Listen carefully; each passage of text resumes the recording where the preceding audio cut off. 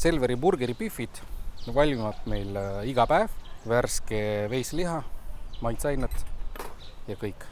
Täna teeme siis sellise lavashi burgeri või wrappi. Kõik meie burgeripihvid on mõnusalt pakitud, kas 2 või 4 kaupa. Ma panen natukene õli peale, et ta nii palju kinni ei jääks risti peal. 2 minutit ühelt poolt ja siis 2 teiselt poolt. Selverist saab täistera lamedat leiba. Lõikame siin sälg sisse, toorjuustu või sulatatud juustu. Määrime selle koha peale. Värsked salatit. Ühele võime panna paprikat, intsutalu tomat, cheddari juustu. Ja nüüd on õige aeg ta välja võtta. Natukene pressid. Siis läheb niimoodi. Ja siis läheb niimoodi.